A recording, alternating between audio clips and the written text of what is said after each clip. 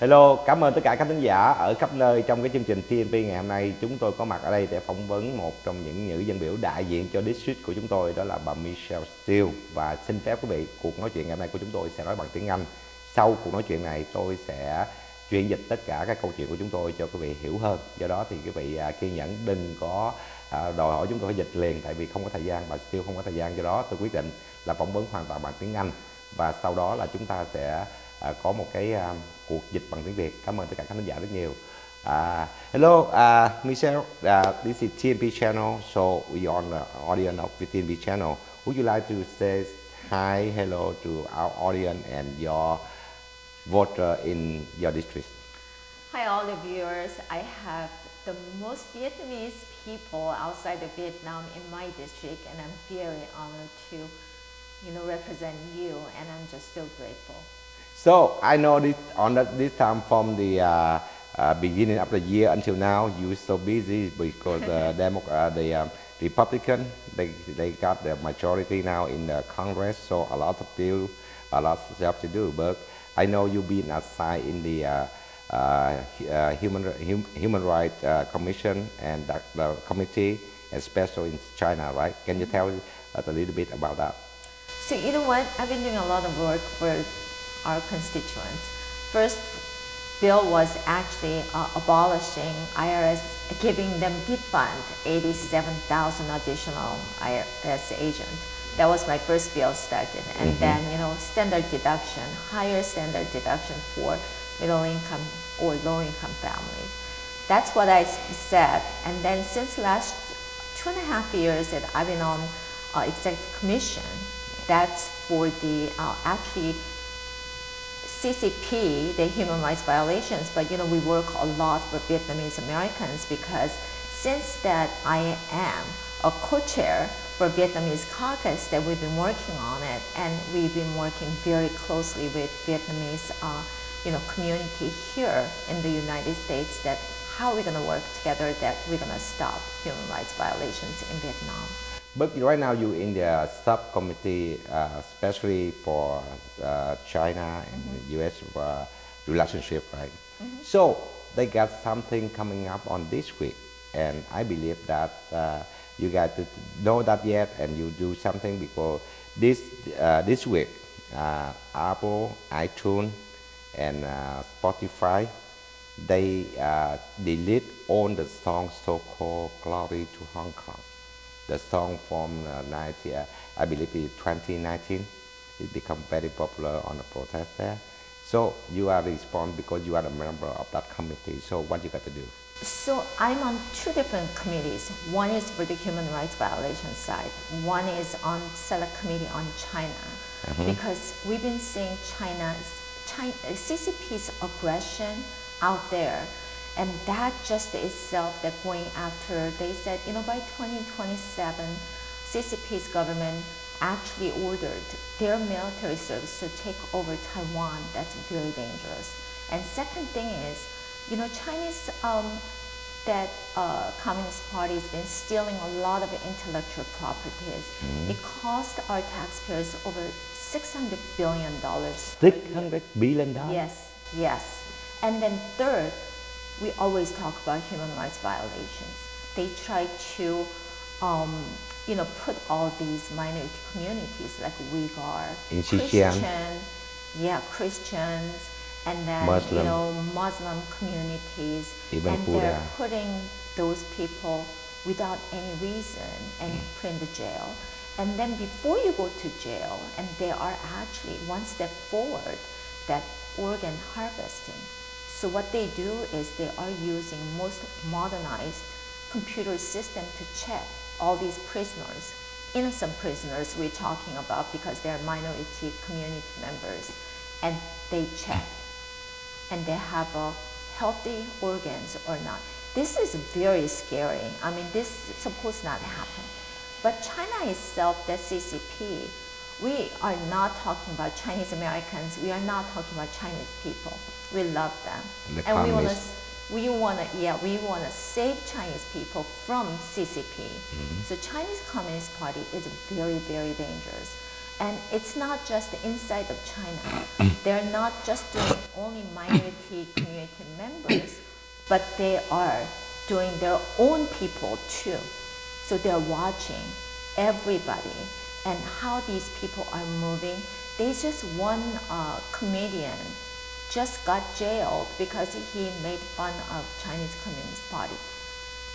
What's going on with that? And then in the United States, they try to influence our college students. So they are promoting their CCP propaganda. I mean, you name it. I can just talk about it all day. It's just so infiltrated inside of the United States.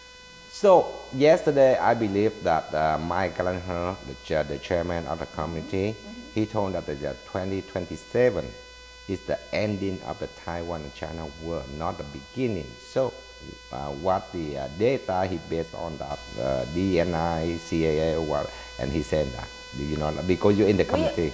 Yeah, in the committee that, we already got the report from China that what CCP wants to do, they are not ready at this point. But they already have more Navy ships than United States. They're building 350? So they have many, many more, and they're building it. They're still building at very fast pace. So what they said was by 2027, they are ready to take over Taiwan. But yeah, I know they said that they always mention about that. But yesterday, I believe that the chairman of the Select Committee for China, he said that 2027 is the end of the war, not the beginning of the war. We won. We actually don't want to have any war, let me tell you. So that's why deterrence is the most important part. So Select Committee on China, what we are doing is we're going to deter, make sure that it's not going to happen. That's the reason that actually I introduced a bill called Taiwan Democracy Defense, Land Lease Act. Yeah, I remember. That's going to be helpful. First, we are giving the warning to China, CCP, that don't even think about it. Second, that if you do it, we are ready to support Taiwan. Third, that we are actually supplying all those war supplies. So that's my bills telling them, and hopefully that's going to pass on the floor. So make sure that we are seriously thinking about it. So it's not the end of war, or it's not beginning of the war. We should not have any another war in the world. I believe is the Congress, the strategy is to try to deterrence the China, not attack Taiwan. Right. We not try to increase the conflict. But one of the news from the Taiwan State Department, and they mentioned about we build the plan to produce the weapon in Taiwan, except we transfer and deliver the weapon to Taiwan. Is it true? You know what? I don't know exactly because this is from the Taiwan State Department. They said that they discussed with the Biden administration. I hope so, because last December I visited Taiwan, and at that point their mandatory military service was 4 months. They cut down to 4 months. We actually talked to President Tsai. Like creating 1 year right now. Exactly. So we suggested that 4 months is the way too short. So we talked to President Tsai, we talked to Vice President Dr. Lai, we talked to Defense Department. 4 months, you cannot really train anybody there. So you know what? Right after we came back, it became 1 year mandatory military service. That's really good start, because it's not like Ukraine, right? Because Ukraine, you know what? Right, Ukraine is actually surrounded by NATO countries, but Taiwan is an island. It's an island, and if something happens, it takes time to get there. Exactly, so they have to defend themselves, but we are ready to defend with them, make sure that, defend our Taiwan. Because months ago, I believe that they got a 25 U.S. defense company came to Taiwan, and then after that, the Taiwan State Department, they said that we want to build a plant and a manufactory for the weapon in Taiwan. So the Congress know that yet, and so how the Congress think about it? Actually, you know what? We are doing joint training session with the military, but I don't know about the building. But that means it's more deterrent. I don't know more data than China or to provide a service in Asia? You know If what? happen. If it happens, I think it's good because Taiwan tried to be independent and they want to be stronger. So it's a good thing happening. But you know what? I never really heard about it. I heard about that we are doing joint session, they exercise in military, that we are actually training Taiwan's military services. So we are doing whatever Because we can on right this. now we have about 200 U.S. Marine in Taiwan, right? They were coming in and out, yeah. Yeah, came in now, right?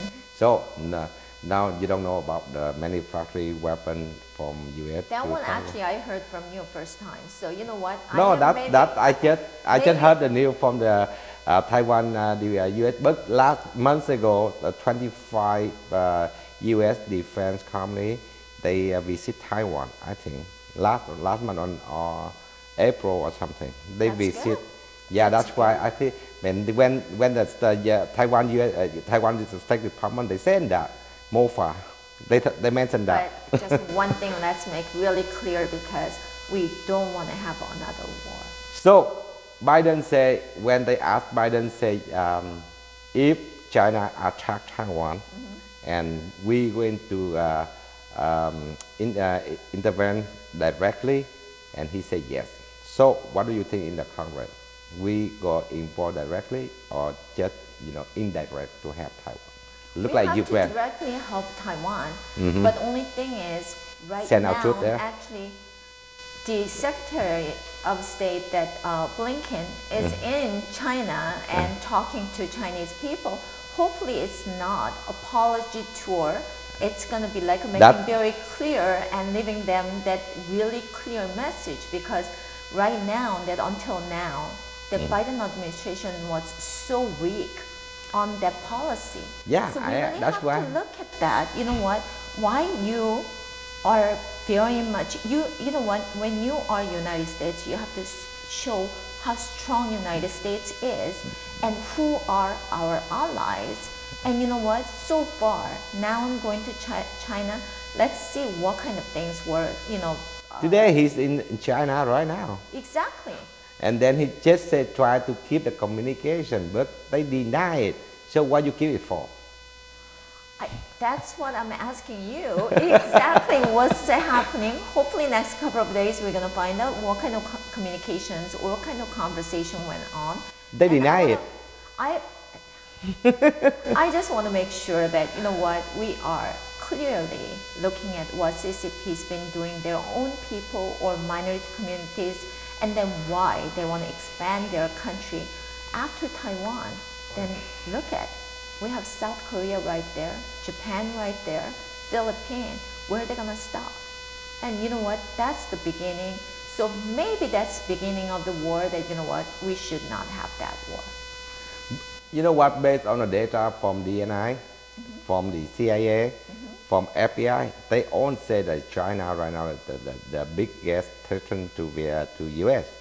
But right now, Biden doing the policy. I don't know, is it the right direction or not? But he tried to be soft with China. So what do you think?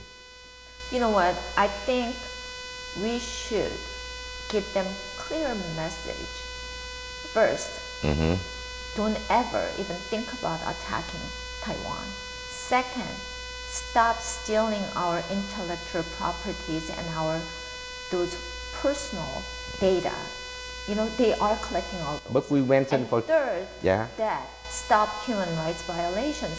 We have to make it very clear, but you know what? We never really made it really clear where we are standing. But if we That don't have any shows us burnish, our weakness. if we don't have any burnish with them, and then they keep doing that for years, from the President Trump until President Biden, But they you- still do that. But you know these communist countries that you know what? No matter how clear you are, you don't know which That's why direction we need they're to gonna punish. jump. It's China, North Korea, Vietnam, you name it, and you know what? You don't even know. How about Russia attacking Ukraine?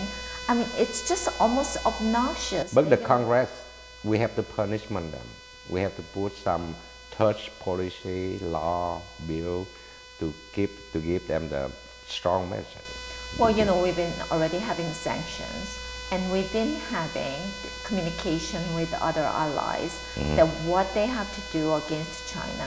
That's the reason that we built, Biden administration actually created that Indo-Pacific economic framework to go stand up to China.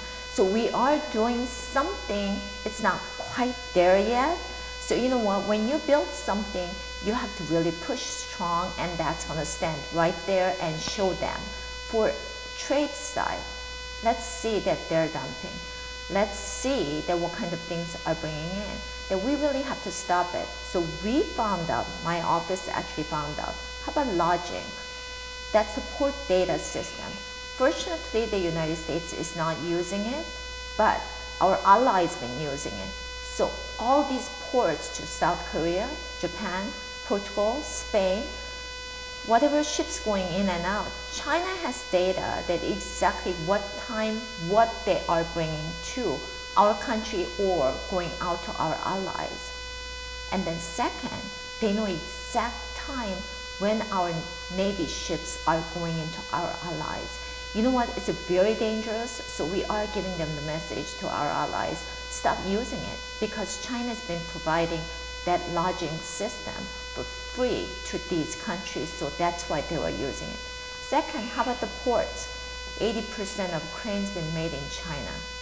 It's not made in other countries, or it's not made in the United States because it's cheaper. Yeah. But guess what they do? But they control all the mining around the world. Exactly.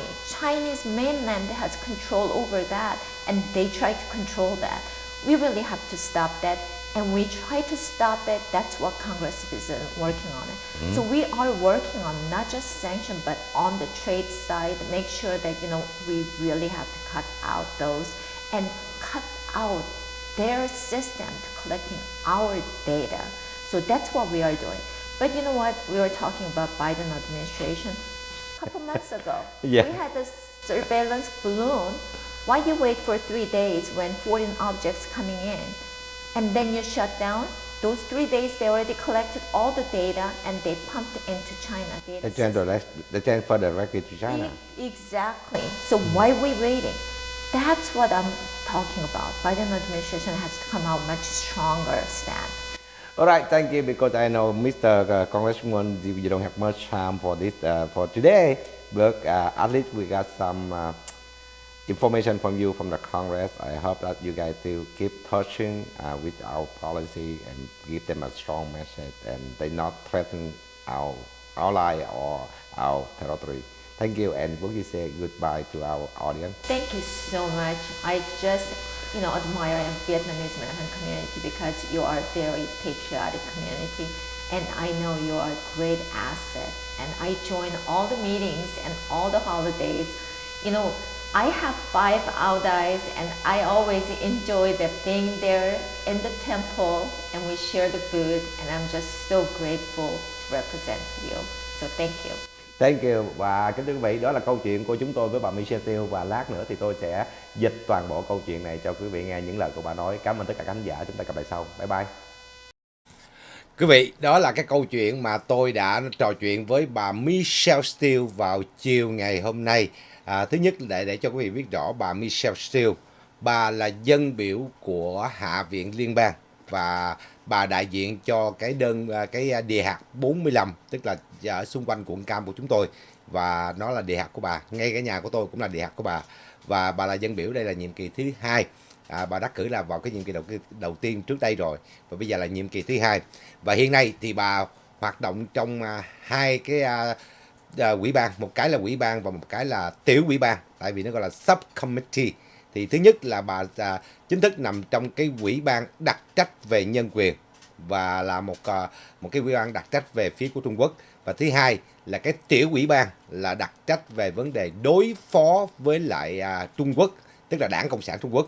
Thì đây là 2 cái ủy ban nằm trong Quốc hội, và cả 2 cái ủy ban này bà đều là thành viên. Và trong đó thì trong câu chuyện của tôi với bà, đầu tiên hết là bà nói về cái câu chuyện của nhân quyền của Trung Quốc, đặc biệt là sự bức hại của Trung Quốc đối với lại những người thiểu số, những cộng đồng tôn giáo, trong đó có những người thiểu số ở tại Tân Cương, có những người thiểu số ở tại Tây Tạng, rồi kể cả bên Thiên Chúa giáo cũng đã bị bức hại rất là nhiều. Đó là cái câu chuyện mà liên quan tới cái dự luật và cái nhân quyền của bà, và trong đó bà đã đệ trình ít nhất là có 2 cái dự luật liên quan tới việc mà trừng phạt Trung Quốc và ủng hộ cho cái nền dân chủ của Đài Loan. Đó là 2 cái dự luật mà bà đã đệ trình và đã được thông qua trên sàn Hạ viện. Bên cạnh đó thì quý vị, cái mà chúng tôi nhấn mạnh nhiều nhất vẫn là cái Ủy ban đối phó với Trung Quốc, và trong đó thì bà có cho biết là kỳ rồi bà có bay qua bên Đài Loan chung với lại phái đoàn của ông Michael McCall, tức là Ủy ban đối ngoại, và trong đó thì bà có gặp gỡ với một số viên chức của Đài Loan, và cái điều mà bà nhấn mạnh thêm nhiều hơn đó là cái vấn đề liên quan tới cái việc mà chúng ta làm sao tăng cường cái khả năng hỗ trợ cho Đài Loan.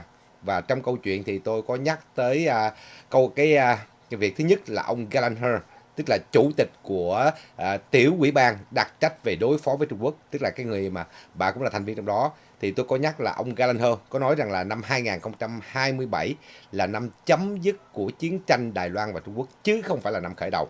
Thì tôi có nhắc lại câu chuyện này, thì bà nói rằng là trong đó thì bà trả lời là trong ủy ban của bà làm việc rất là nhiều và có được rất là nhiều những thông tin liên quan tới tình hình nội địa của Trung Quốc, và trong đó cho thấy là Trung Quốc rất nguy hiểm và có khả năng tấn công Đài Loan bất cứ giờ phút nào.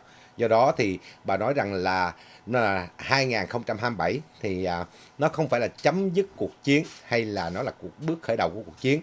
Tuy nhiên thì cái dấu mốc đó là cái dấu mốc khá quan trọng và Trung Quốc đã sẵn sàng cho cuộc chiến. Đó là cái mà lời tiết lộ của bà. Và thứ hai là tôi có nhắc tới cái việc mà Bộ Ngoại giao của Đài Loan đã đưa ra cái xác nhận là họ đã có thảo luận với phía của Hoa Kỳ liên quan tới việc đặt các công xưởng sản xuất về vũ khí ở tại Đài Loan.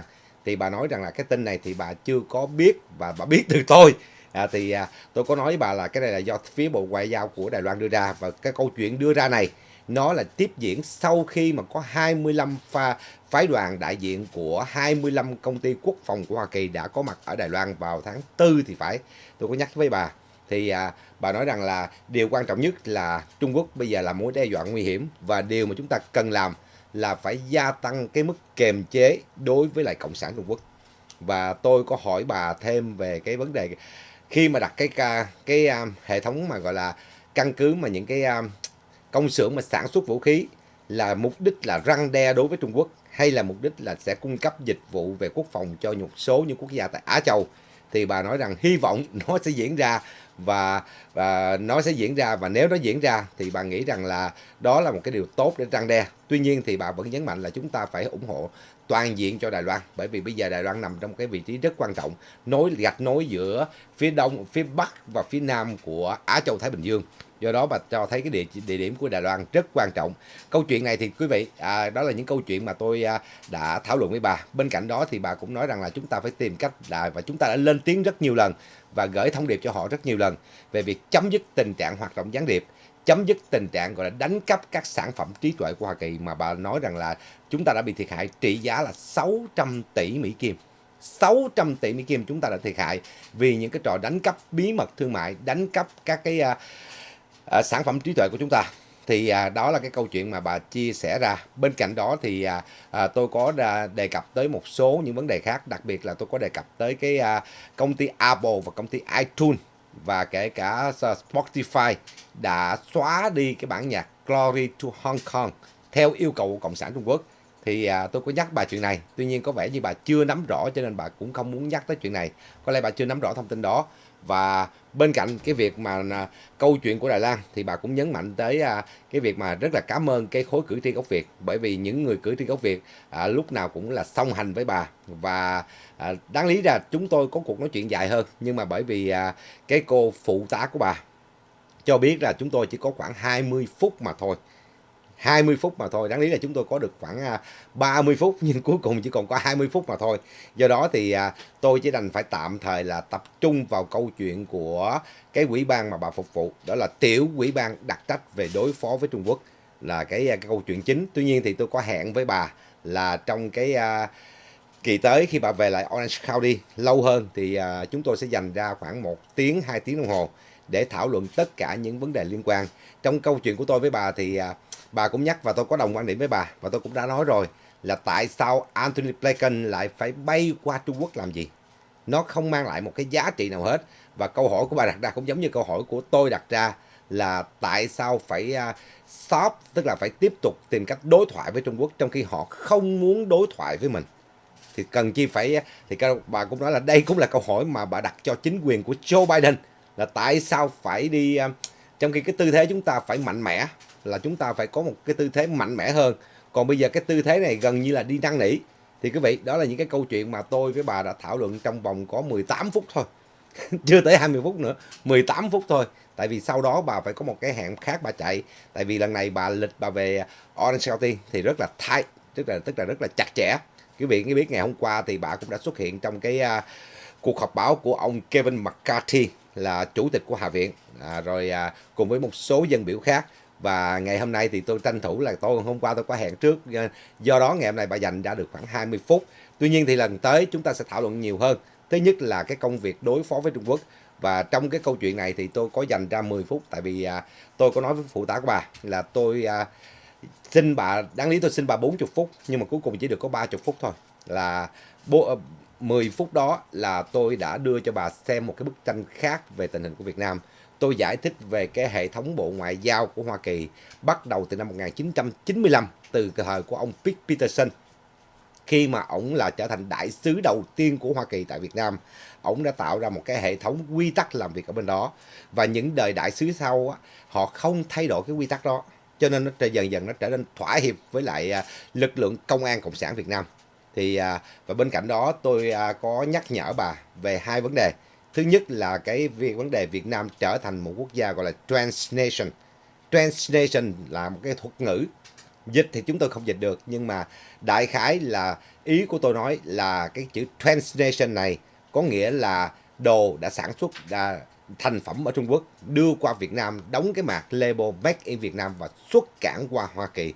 Thì quốc gia Việt Nam trở thành cái trạm thứ 3 để mà xuất cảng dùng cho Trung Quốc, cho nên chúng ta gọi đó là transnation.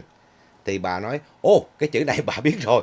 Thì tôi có nhắc bà điều đó. Và thứ hai, tôi có nhắc với bà là Bộ Tài chính Hoa Kỳ vào cuối năm ngoái đã đưa ra cái kết luận là Việt Nam đã có thái độ hành động gọi là thao túng về tiền tệ, và đồng thời phía Việt Nam đã có cái hành động bán phá giá trong thị trường của Việt Nam, trong thị trường của Hoa Kỳ. Tuy nhiên bản kết luận và báo cáo này của Bộ Tài chính cho tới ngày hôm nay đã 6 tháng trôi qua và chưa có một cái hành động trừng phạt nào từ phía Bộ Tài chính. Và tôi nói rằng, tôi có nói với bà là có thể bà nhìn được những bức tranh khác về Việt Nam thông qua Bộ Ngoại giao, tức là tòa đại sứ và lãnh sự quán của Hoa Kỳ tại Việt Nam. Do đó cái bức tranh nó lại khác với bức tranh mà tôi có được ở trong cái thời gian mà tôi sinh hoạt trong cái vai trò đấu tranh và giúp cho những người đấu tranh. Thì nó có một cái bức tranh khác cho bà. Và tôi muốn nhắc nhở bà là tới giờ phút này Bộ Tài chính của Hoa Kỳ vẫn chưa có hành động gì cả. Nếu không có áp lực từ phía Quốc hội thì bà có nói với tôi rằng là bà đã ghi nhận được chuyện này. Và khi trở về DC, việc đầu tiên bà sẽ liên lạc với bên Bộ Tài chính để đòi hỏi họ cung cấp tất cả những cái thông tin liên quan tới cái bản kết luận của họ vào năm ngoái. Thì quý vị, đó là toàn bộ cái câu chuyện mà tôi đã ngồi nói chuyện với bà Michelle Steel. Và bởi vì lần này thì cái thời gian khá ngắn, do đó thì chúng tôi không có nhiều giờ. Lần tới bà về nhiều hơn. Tại vì quý vị biết là các vị dân biểu khi mà họ đắc cử rồi đó, thì một tuần 5 ngày họ phải có mặt ở DC. Tại vì họ là dân biểu của liên bang, họ phải làm việc trên đó. Và ngày cuối tuần họ mới bay về đây.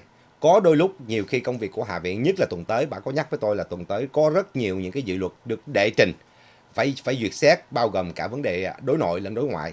Do đó thì chưa chắc là là cuối tuần là bay về được. Do đó thì thường các vị dân biểu là như vậy. Ví dụ như những người mà đắc cử ở tiểu bang thì California thì họ phải làm việc ở Sacramento và cuối tuần thì họ mới bay về với gia đình. Còn bình thường là họ phải làm việc ở trên đó. Và quý vị biết có những cái dự luật mà tranh cãi gay gắt và bỏ phiếu nhiều lần, đôi khi nó kéo dài cả nửa đêm. Họ cũng phải thức tới nửa đêm để mà cho hoàn tất cái dự luật theo cái thời gian. Ví dụ như vừa rồi quý vị thấy là phía Hạ viện thông qua cái dự luật mà tháo dỡ cái giới hạn nợ trần quốc gia. Thì quý vị, các vị dân biểu đã phải làm việc suốt đêm để mà kịp thời để họ thông qua cái dự luật đó, để mà có thể đáp ứng được cái yêu cầu là không có bị phá và bị vỡ nợ. ở quốc gia không bị vỡ nợ. Thì quý vị thấy đó là công việc của những vị dân biểu. Tuy nhiên thì tôi có hứa, bà có hứa với tôi là đợi cái đợt tới về lại Orange County nhiều hơn, thì cái người phụ tá của bà là Stephanie có nói chuyện với tôi, thì nói là để sắp xếp để chúng ta có cái thời gian rộng rãi hơn. Thì trong đó tôi sẽ đề cập rất nhiều vấn đề. Thứ nhất là cái vấn đề của Cộng sản Việt Nam, và thứ hai là cái vấn đề của những cái ủy ban mà bà phục vụ, trong đó đặc biệt là cái ủy ban đặc trách đối phó với Trung Quốc. Thì quý vị, đây là một cái tiểu ủy ban được lập ra nằm dưới quyền quản trị của ủy ban đối ngoại của Hoa Kỳ. Thì quý vị, đây sẽ là một trong những cái điều khá quan trọng mà chúng ta trong thời gian tới sẽ làm việc. Cảm ơn tất cả các thính giả rất nhiều. Đó là đại ý toàn bộ câu chuyện của tôi với lại bà Michelle Steele. Hy vọng rằng là quý vị đã hiểu rõ câu chuyện, bởi vì thời gian ngắn lắm, tôi không thể nào vừa nói tiếng Anh xong rồi vừa dịch tiếng Việt, nó mất cái thời gian của phỏng vấn và chúng ta không có nhiều chi tiết. Do đó tôi dành toàn bộ cuộc phỏng vấn bằng tiếng Anh, rồi sau đó cái cuộc nói chuyện thì đúng hơn chứ không phải là cuộc phỏng vấn, một cuộc nói chuyện thì đúng hơn. Rồi sau đó tôi chuyển dịch bằng cái kiểu này cho quý vị hiểu hơn. Cảm ơn tất cả các thính giả rất là nhiều cho cái chương trình của chúng tôi ngày hôm nay, và tôi sẽ trở lại cùng tất cả các thính giả ở khắp nơi trong chương trình kế tiếp của TNP Channel. Xin quý vị và các bạn nhớ đón nghe và theo dõi. Mến chào các thính giả, chúng ta gặp lại sau. Bye bye.